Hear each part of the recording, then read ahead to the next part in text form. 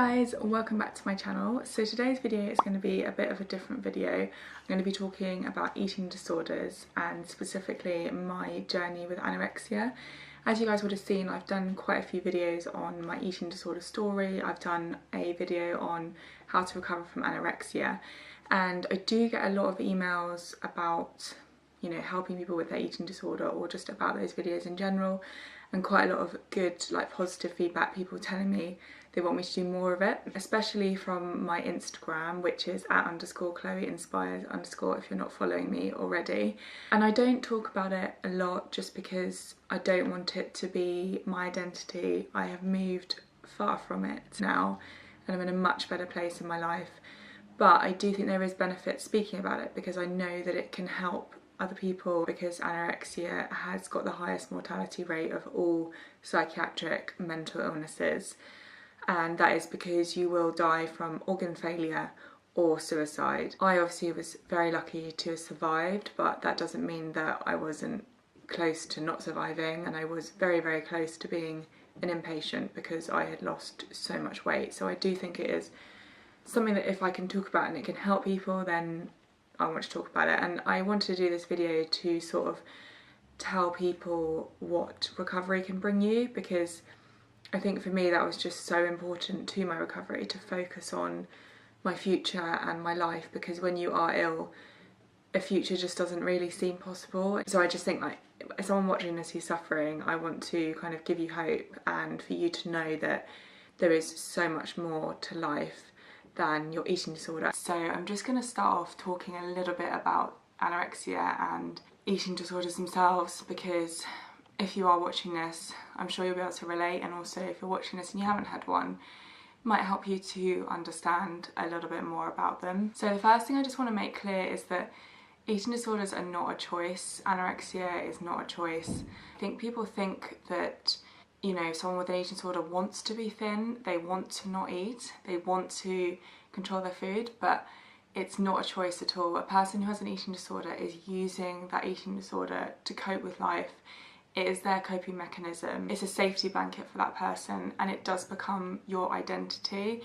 You are an anorexic, or you are someone with an eating disorder, so it's so hard to break the rules that you've put on yourself and the rule book that you now use to control your life. Now I think that's really important to say, because people just say, well, just eat, or, you know, just get better, but it's when you're in it, it's so difficult, and it is your coping mechanism. So to not have it is so scary that most people, when they're ill, just, you don't want to not have it, and it's your way of dealing with things. And I think anyone watching this who hasn't had an eating disorder, you will be able to relate that we all want to feel in control in life. We all hate it when things go wrong and we can't control situations, and eating disorders and addictions give you that way to control life and to at least control something quite easily as well, especially when it comes to food. It's so easily available and so easy to control your weight and how much you're eating. And for those of you who are suffering watching this, or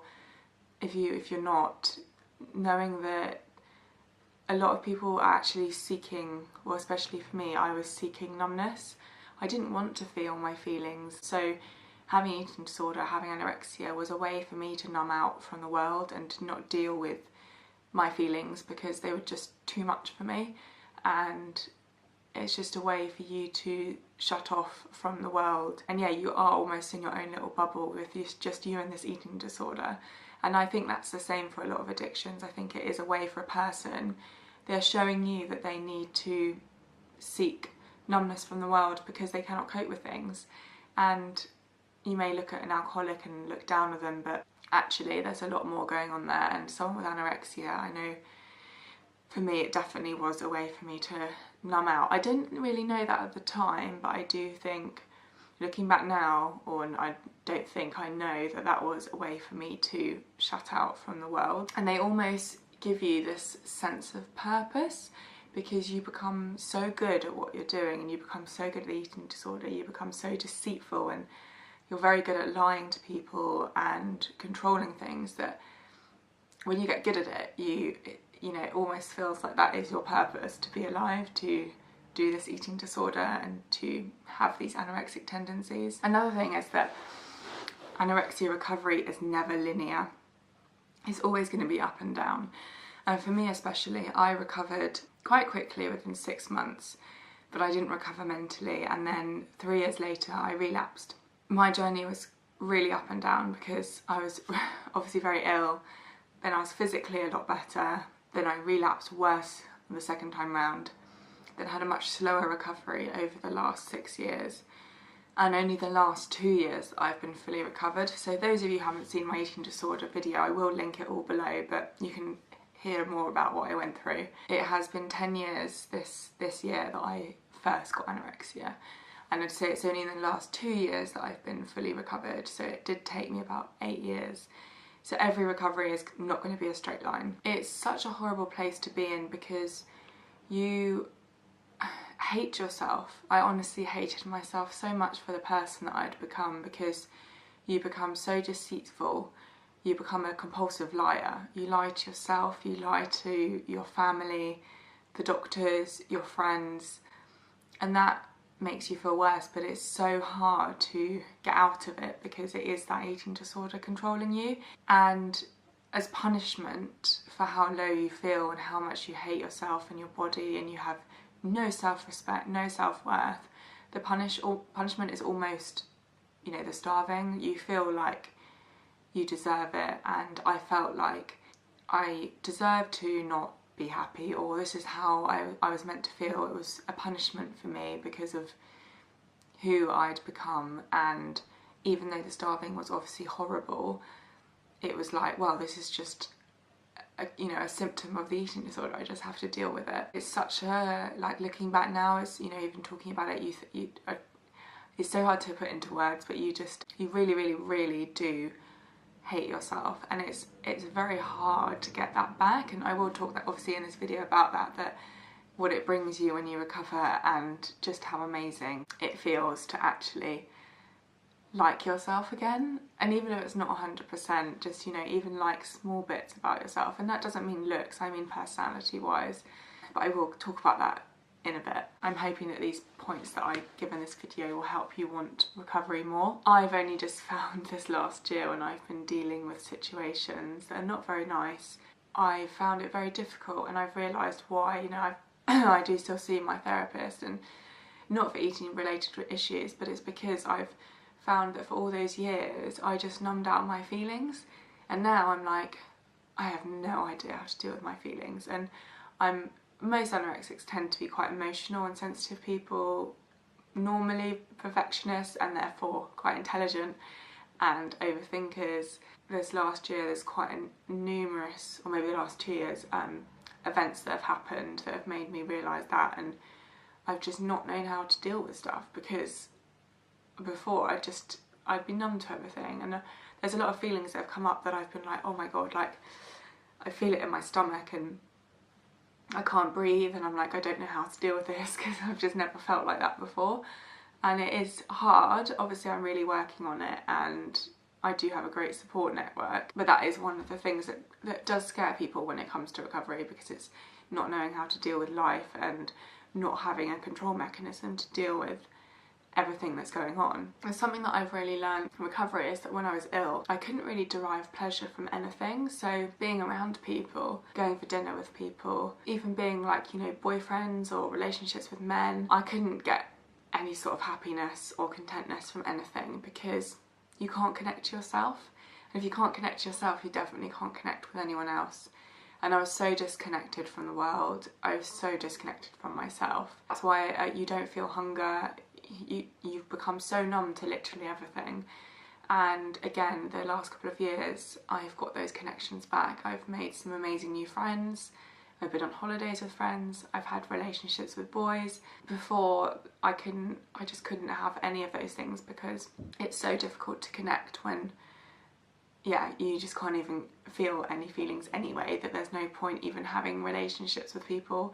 And I don't mean just men, I mean like girls as well, or friends, whatever, because you just live in your own bubble really, because you can't really connect with anything. So that's been massive for me in my recovery, and something that I've noticed, and something that I appreciate, which probably if you're watching this and you've never had an eating disorder, you won't ever appreciate it because it's never been taken away from you.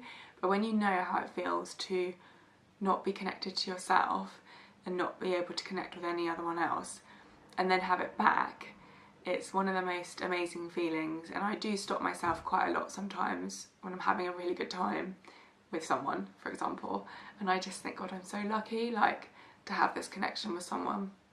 And especially like when it comes to friends and I'm laughing and I'm joking and crying with laughter or whatever, and I'm just like, God, I've missed this. Like, I lost this part of me for a good 7 years, and when it does come back you realise, wow, I lost such an amazing thing to this eating disorder. So if you're watching this and you're ill, honestly, it's so worth recovery just for like those connections in life. So I'm going to talk a little bit about what recovery has brought me and why, if you are suffering, it's so worth at least trying to recover. And just a little thing about why you might be finding it hard is knowing that that's completely normal, because we all find it hard to step out of comfort zones. Even if you don't have an eating disorder and you're in a job that you hate or a relationship that's not healthy, you don't want to leave because it's a comfort, you know it. And it's just the same with an eating disorder. You know it, you're comfortable, you've got your own set of rules, and to think about living without that's scary, and that's normal, that's so normal. That is really, really hard, but it always works out, and it always works out in life in other situations. You learn how to cope, and you will learn how to cope without your eating disorder. So a few things, I'm going to sort of like go through a bit like a list sort of format, things that I've come up with that I've thought are really significant I've got basically since recovery. One of the first things is relationships, and that's not just like men, I mean relationships with friends, family, in the workplace, and then obviously men. One thing, I've mentioned this already, so I'll run over this briefly, but obviously you do lose that connection with yourself, and you cannot connect with others if you can't even connect with yourself. And that is why addicts will always look for an outer source to try and comfort them and having a connection, and that's exactly what I did with food. So being recovered has been amazing, and obviously like social events, going out to eat, drinking, partying, all those things involve food, and having those fun relationships with people. Christmas as well. I'd say relationships is a massive thing, and if you are like in recovery, just try and have that as a goal, because honestly it's so great to have true. I know you will still have friends when you're anorexic. I did. I still went out, but it's so different to when you're recovered. I can't even explain. Your mind is fully present. When you're ill, you're not present. You've got half your head in eating disorder and half your head in the situation you're in. You're never fully present. When you're recovered, you can wholeheartedly be present in every situation if you want to be. The kind of on the basis of relationships is friendships. So I have gained some new friends and then been able to maintain those relationships with them, go on holiday, just all the things that you want to do with a friend I've been able to do. Another thing is exercise. So obviously you can exercise when you're anorexic or have an eating disorder, and I did, but this is exercise with enjoyment. I never exercised and enjoyed it when I was ill. I exercised and I hated it. It was a punishment. I put myself through the worst workouts. I made myself burn a stupid amount of calories. I never enjoyed going to the gym. It was always a chore and an effort. I was exhausted. I was tired.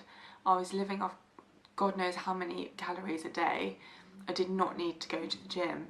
Whereas now, I love the gym. I love what I do. I love the weights that I lift. I love seeing myself get stronger. I love seeing my muscles and my body change, and the curves that I've like managed to build. So yeah, recovery has brought me exercise with enjoyment. And for you, you might recover and find you hate exercise, and that's absolutely fine. You might just want to do yoga or dance or something like that.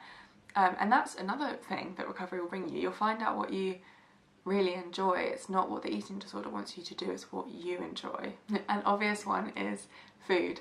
So I've been able to have all of my fear foods without fearing them and enjoy them. I've been able to have them with other people. Christmas has been so much better. Like, as you know, if you're suffering or if you're a family member of someone who's got anorexia, Christmas is the worst time of the year. I would cry on the build up to Christmas. Like, this time of year now, Christmas is next week. This time 10 years ago, it would just be calorie counting, obsession, eating a separate meal at Christmas. I never used to eat Christmas dinner. I'd have my own meal.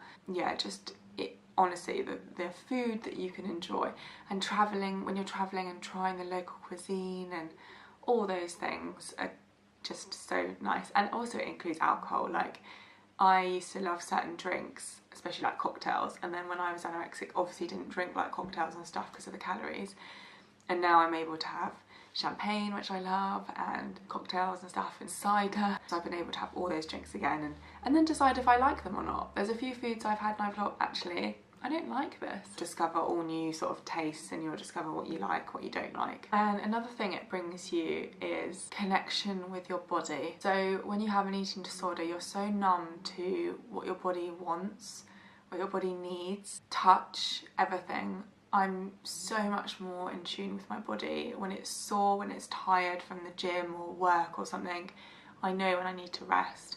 I know when I'm hungry and I need to feed myself. I'm so much more aware and connected to my body than when I had my eating disorder. And another thing it's brought me is my hair. So I never really had too much trouble with hair loss, but my hair grows incredibly quickly now because I eat so much protein, and it's very thick, it's healthy, it's shiny, all the things you'd want as a girl.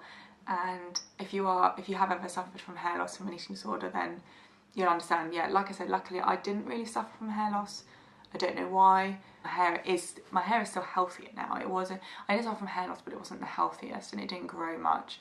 Whereas now, eating loads of fruit and vegetables and protein and fat means that my hair is just a lot healthier. Another thing is a girly thing. So I was going to say periods, which yes, you do lose your period when you're anorexic, but I was on the pill when I was anorexic, so I don't actually know if I lost my period. However, last year I started getting weird symptoms from my pill, and I went to see a gynecologist, and basically she said, because you started the pill when you were anorexic, your ovaries would have switched off anyway, your estrogen would have you had like nearly no estrogen in your body, because obviously estrogen comes with fat. And so she said in the last year, because your fat has gone up significantly in a healthy way, you've got more estrogen in your body, your ovaries are back switched on and working properly, aka you can have children. And therefore I was actually seeing the true side effects of this pill, and it doesn't agree with me basically. So I am actually changing contraception at the moment. I'm going through that process. But I found that really amazing. I just thought, wow, how cool is that my body's recovered and it's kind of telling me that you're healthy, you can have children, whereas before it was saying, don't have children, you're not healthy, which I just think is a really cool thing of the human body. And it did make me quite emotional, because I thought, wow, it's not just that I've recovered mentally, it's physically now my body's saying, you're fine, like you're ready to have children, that is, I mean. I just think that's a really cool thing, and if you have lost your period from your eating disorder, then have that as a goal to get back. You know, it's a natural thing being a female, and if you ever want to have children in the future, it's so important to try and get that back to normal. So this is quite a deep thing. When I was ill, I never got excited about my future. I didn't have any dreams, I didn't have any hope. My only hope was to recover. That's all I focused on. Now I get excited about the future and things that I can achieve, or what I want to do in my life, and being recovered means I don't have to worry about, you know, recovering, because I can do what I want, I can dream what I want, I can have hopes, goals, ambition. So that's a really significant thing for me, is having that mind space to build a future and have what I want in my future and do what I want with my life, which you can't do when you're anorexic, because all you need to do is recover. That's the only goal that you have. And not only having those goals about the future, it's also the ability to actually see them. Because when you're ill, you might think, yeah, I'm going to do this in the future, I'm going to do that, but deep down you're so in your eating disorder, you know that that's going to control every decision you make. A perfect example for me was, I actually did want to be cabin crew. I think it was a little bit before I was a model, and then because my dad was a pilot for BA, so we flew a lot, and I thought, oh, this would be quite nice to do as a job. This was, yeah, before I'd started modelling. Then I got scouted, so I obviously went into modelling and forgot about it, but one of the things that scared me was the food, and I thought, oh, how would I eat the plane food? Imagine being on the plane for 12 hours, what am I going to eat? And then what if there's no gym when I was away? And oh, I can't do that job. And now I'm obviously cabin crew and working for British Airways, and I've been on long haul trips, I've eaten plane food, I've not gone to the gym for a few days, and nothing's happened to me. Things like that is, yeah, not only getting excited about the future, is actually making things happen and doing what you want with your life. And another thing that recovery has given me is travelling, because travelling is so difficult when you have an eating disorder, because again, you're stepping out of that comfort zone. And you can travel, of course, when you're ill, but it's so different to travelling recovered, because again, you're having those connections with people, your head is so free that you can just enjoy every moment. And not only that, you're not punishing yourself, you're not hating yourself every time you wake up, and you have that self-worth and that self-respect, which I lost when I was ill. Not only at getting excited, but also the ability to making dreams come true and travelling and everything. If you are in recovery right now, or your daughter or your son is, or your girlfriend, your boyfriend, or whatever, or maybe someone you know has had an eating disorder and you're watching this because you want to understand a little bit more, then I hope this helps. I just want you to know that recovery has brought me so many things. It's brought me love, relationships, friendships, travel, my career, happiness, and obviously it's brought me my life back. And you are worth recovery, you are good enough, and you are worth a life. You have to realise that there's no rule book in life, and you have to be uncomfortable in life. I know it's hard, I know it's scary,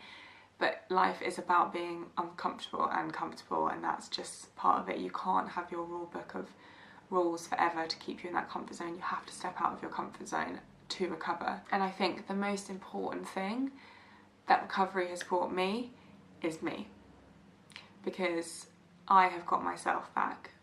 The girl that I lost 10 years ago is now back, and I'd say that's the best thing that recovery has brought me. So I hope you guys enjoyed this video. If you did, don't forget to subscribe and like. The buttons are below the video. Leave me comments, leave me feedback. If you've got any questions, you can email me, chloeinspires.coaching@gmail.com. I am still doing all my online coaching if you need any sort of help or advice. And my Instagram is @_chloeinspires_. I know this is a bit of a different video, but again, I'm hoping that it helps people. That's why I've done it. I will see you next week. Bye.